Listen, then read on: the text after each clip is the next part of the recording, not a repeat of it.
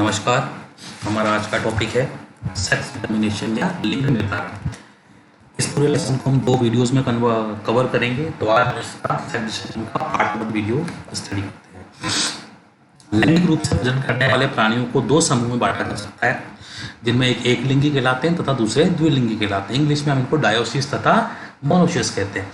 द्विलिंगी प्राणियों में नर व मादा दोनों युग्मकों का निर्माण एक ही प्राणी में होता है, अर्थात स्पर्म और ओवम एक ही एनिमल बनाते हैं। उनको हम कहते हैं मोनोसिस या द्विलिंगी। जबकि एक लिंगी प्राणी या डायोसिस के अंदर शुक्राणु का निर्माण नर द्वारा होता है तथा अंडाणु का निर्माण मादा द्वारा होता है। नरों में वृषण व मादा में अंडाशय उपस्थित होते हैं, जैसे पहले बता चुका हूँ।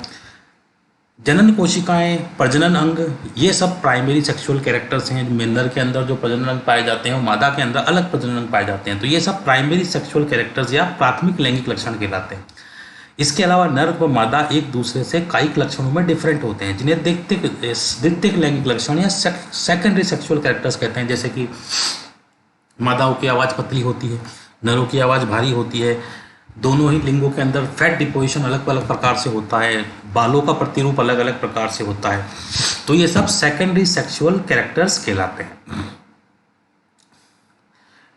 नर व मादा आकारिकी, कारिकी, व्यवहारिक तथा आणविक विभेदन की घटना सेक्सुअल डायमोफिज्म कहलाती है। मतलब अगर हम नॉर्मल सिंपल भाषा में कहा जाए, अगर दूर से देखने पे तो मालूम पड़ जाए कि भाई नर मादा अलग अलग है, तो ये घटना कहलाती है सेक्सुअल डायमोफिज्म या लैंगिक दूरता। जैसे कि इंसानों के अंदर बात की जाए तो नर व मादा अलग से पहचाने जा सकते हैं, परंतु कई एनिमल्स ऐसे होते हैं जिसमें लोअर इन्वर्टिब्रेट्स के अंदर ज़्यादा आते हैं, जो कि नर व मादा को हम अलग अलग नहीं पहचान सकते। उनको मतलब उनके अंदर सेक्सुअल डायमोफिज्म की घटना नहीं पाई जाती। अब लिंग निर्धारण के बहुत पुरानी अवधारणाएं भी दी गई। जैसे कुछ यूनानियों का मत था कि संतति के लिंग निर्धारण माता पिता के ओज या विगव पर निर्भर करता है। यदि पिता अधिक बलवान हो तो जो बच्चा पैदा होता है वह नर होता है, और मादा अधिक बलवान हो तो बच्चा मादा पैदा होती है। थ्योरी ने कहा कि निषेचन के समय अंडाणु की परिपक्वता संतति के लिंग का निर्धारण करती है। गैलेन के अनुसार दाहिने अंडाशय से उत्पन्न जनन कोशिका से नर तथा बाएं अंडाशय से उत्पन्न कोशिका से मादा का निर्माण होता है। प्रोफेसर सैंक ने पोषण सिद्धांत के अनुसार उचित पोषण यदि माता को मिले तो मादा, और अगर कम पोषण मिले तो नर उत्पन्न होता है। कुछ वैज्ञानिकों ने मैथुन या कोपुलेशन के समय वायु का प्रभाव उत्तर से दक्षिण की तरफ हो और इसके विपरीत हो तो मादा, और अगर उत्तर से दक्षिण हो तो नर पैदा हो। लोगों का यह भी अनुमान था कि कोपुलेशन के समय चंद्रमा की स्थिति, दिन के विभिन्न प्रहर, क्या ये सब सेक्स डिटर्मिनेशन में सहायक होते हैं, परंतु ये सब पुरातन अवधारणा है। वर्तमान समय में इनकी कोई मान्यताएं नहीं है। पुरातन अवधारणाओं के आधार पर 3 सिद्धांत दिए गए थे: प्रोगेमिक सिद्धांत, सिनगेमिक सिद्धांत और एपिगेमिक सिद्धांत। प्रोगेमिक सिद्धांत कहता है कि लिंग का निर्धारण निषेचन से पहले हो जाता है। सिनगेमिक सिद्धांत कहता है कि लिंग का निर्धारण निषेचन के साथ होता है। वह एपिगेमिक सिद्धांत कहता है कि लिंग का निर्धारण जाइगोट निर्माण के बाद होता है। तो ये सब पुराने अवधारणाओं पर आधारित सिद्धांत है। अब वर्तमान समय में इनकी कोई मान्यताएं नहीं गई है। वर्तमान समय में लिंग का निर्धारण अनेक आधुनिक सिद्धांत प्रतिपादित हो गए हैं, जिनके अंदर आकारिकी, कोशिकीय, कारिकी, आनुवांशिकी, वातावरणीय अलग अलग प्रकार के होते हैं। इस आधार पर लिंग निर्धारण को हम 2 सिद्धांतों के आधार पर समझा सकते हैं।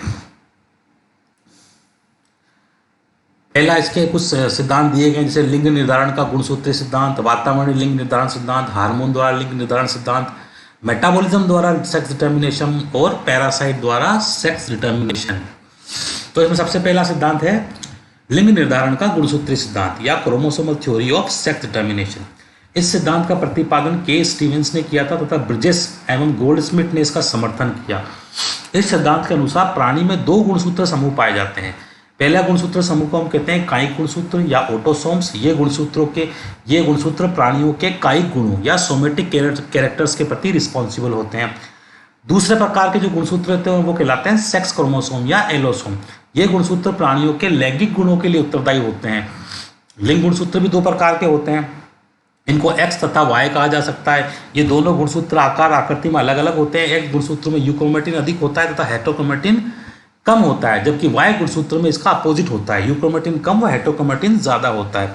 चूंकि यू क्रोमेटिन में डीएनए की अधिक मात्रा होती है और प्रोटीन कम होता है एवं हेटेरोक्रोमेटिन में डीएनए कम व प्रोटीन अधिक होता है, अतः वाई गुणसूत्र में डीएनए की मात्रा कम होने के कारण इसको आनुवांशिक रूप से निष्क्रिय मान जा सकते हैं। इसका उदाहरण हम ह्यूमंस के लिए ले सकते हैं। ह्यूमंस में 23 जोड़े गुणसूत्र पाए जाते हैं या 46 गुणसूत्र पाए जाते हैं, उसमें से 22 जोड़े तो ऑटोसोम्स के होते हैं और जो लास्ट का जोड़ा होता है वो सेक्स क्रोमोसोम का होता है, जिसको हम 23वां जोड़ा कहते हैं। और मादाओं के अंदर ये XX होता है, ह्यूमंस के अंदर नरों में ये XY होता है। क्योंकि ये कह रहा है कि X गुणसूत्र में X गुणसूत्र के अंदर यू क्रोमेटिन अधिक होता है तथा हेटेरोक्रोमेटिन कम होता है। यू क्रोमेटिन में डीएनए की मात्रा अधिक पाई जाती है, इसलिए एक्स क्रोमोसोम जेनेटिकली एक्टिव होता है, जबकि वाई क्रोमोसोम्स के अंदर इसका उल्टा होता है। यू क्रोमेटिन कम होता है जबकि हेटेरोक्रोमेटिन ज्यादा होता है। क्योंकि हेटेरोक्रोमेटिन में प्रोटीन की मात्रा ज्यादा होती है, डीएनए कम होता है, इसलिए जेनेटिकली इनएक्टिव होता है।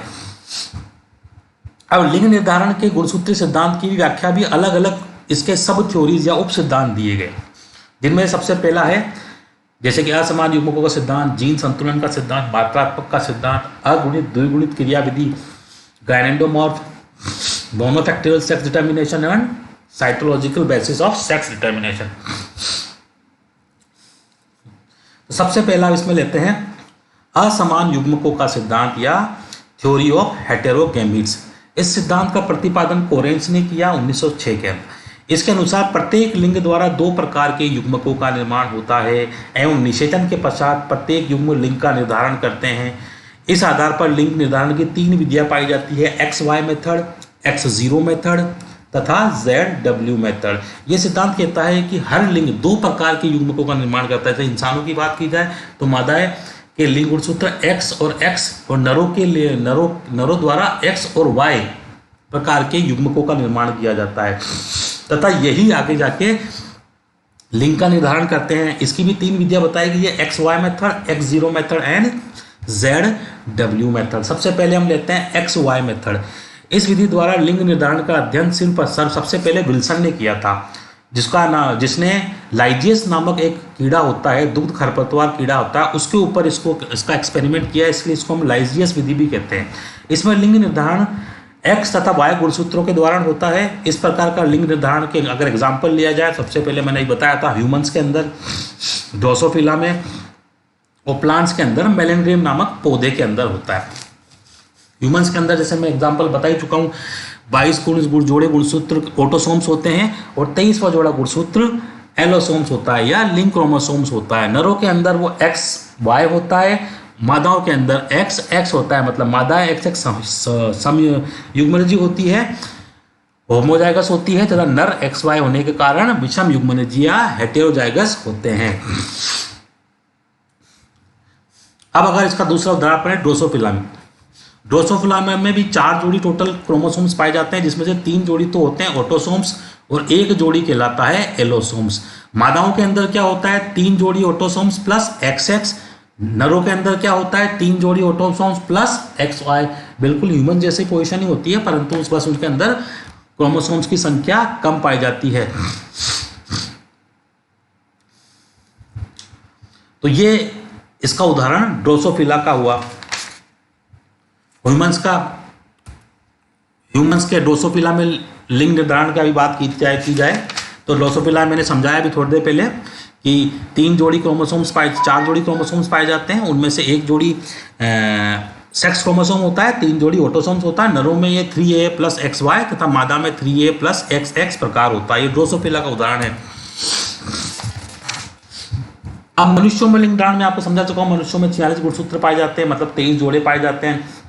उसमें से 22 जोड़े ऑटोसोम्स होता है, 1 सेक्स क्रोमोसोम होता है। नरों के अंदर 22 ऑटोसोम्स प्लस XY लिंग गुणसूत्र, मादाओं के अंदर 22 ऑटोसोम्स प्लस XX लिंग गुणसूत्र पाया जाता है, मतलब मादा समयुग्मनजी होती है तथा नर विषम युग्मनजी प्रकार का पाया जाता है। इसी प्रकार मेलेंड्रियम में लिंग निर्धारण की बात की जाए तो पादपों में लिंग का निर्धारण बैलेंस पर निर्भर करता है। इसके अंदर इस पादप में 11 जोड़ी ऑटोसोम्स तथा 1 जोड़ी लिंग गुणसूत्र पाए जाते हैं। वही स्थिति पाई जाती है। नर XY से डिटरमाइन किया जाता है, मादा को XX से निर्धारित किया जाता है। ये 3 उदाहरण हैं एक्स वाई मेथड के नरों का, ह्यूमंस का, ड्रोसोफिला का तथा मेलेंड्रियम नामक पादप का। दूसरी विधि आती है X0 विधि। इस प्रकार का लिंग निर्धारण ग्रासहोपर, लोकस्ट तथा मोथ में पाया जाता है। इसका एग्जाम्पल क्या है? Grasshopper, locust and moth. इसका अध्ययन सर्वप्रथम स्क्वैश कीट प्रोटोनोर में किया गया, इसलिए हमको उसको प्रोटोनोर मेथड भी कहते हैं। इसके अंदर हम इसको X0 मेथड इसलिए कहते हैं क्योंकि इसमें नरों में वाई गुणसूत्र एब्सेंट पाया जाता है। चूंकि नरों में वाई गुणसूत्र एब्सेंट पाया जाता है, इसलिए वाई की जगह 0 लिखा जाता है, इसलिए इसको X0 मेथड भी कहा जाता है। पिछली वाले को नर के अंदर वाई गुणसूत्र पाया जाता था, इसलिए XY मेथड का, इसमें वाई गुणसूत्र एब्सेंट होता है, इसलिए इसको हम X0 मेथड कहते हैं। इसके उदाहरण में सबसे पहले टिड्डे की बात की जाए, ग्रासहोपर की बात की जाए, तो इसका आनुवांशिक संगठन क्या होता है? 22 प्रकार के गुणसूत्र पाए जाते हैं, 22 जोड़े, जिसमें से 11 तो ऑटोसोम्स होते हैं तथा एक जोड़ा सेक्स क्रोमोसोम होता है। मादा के अंदर तो वो XX पाया जाता है, पर नरों के अंदर X0 पाया जाता है। क्यों? क्योंकि इस प्रकार की विधि के अंदर वाई क्रोमोसोम्स एब्सेंट होता है, जैसे कि इसमें चार्ट में दिखाया गया है। अब थर्ड प्रकार की विधि है ZW विधि। ZW विधि में लिंग का निर्धारण, सबसे पहले एग्जाम्पल की बात करें तो इसमें एग्जाम्पल मछलियां, पक्षियों में इसका एग्जाम्पल होते हैं। इसमें XY मेथड का जस्ट उल्टा होता है। इसमें क्या होता है? उस XY मेथड के अंदर मादा समयुग्मनजी होती है तथा नर विषमयुग्मनजी होते हैं, परंतु इसके अंदर उल्टा हो जाता है। इसमें नर समयुग्मनजी होते हैं तथा मादाएं विषमयुग्मनजी होती है। इसमें XY की जगह Z और W शब्दों का यूज किया गया है।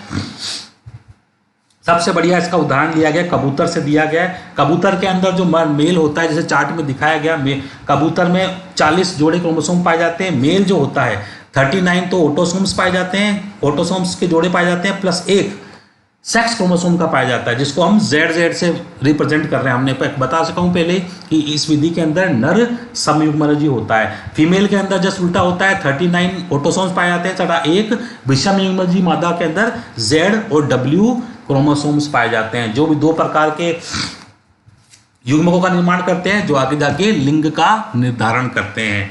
तो सेक्स डिटर्मिनेशन के इस पार्ट के वीडियो में इतना ही है। इसके आगे की हम थ्योरीज इसके नेक्स्ट वीडियो में पढ़ेंगे। धन्यवाद।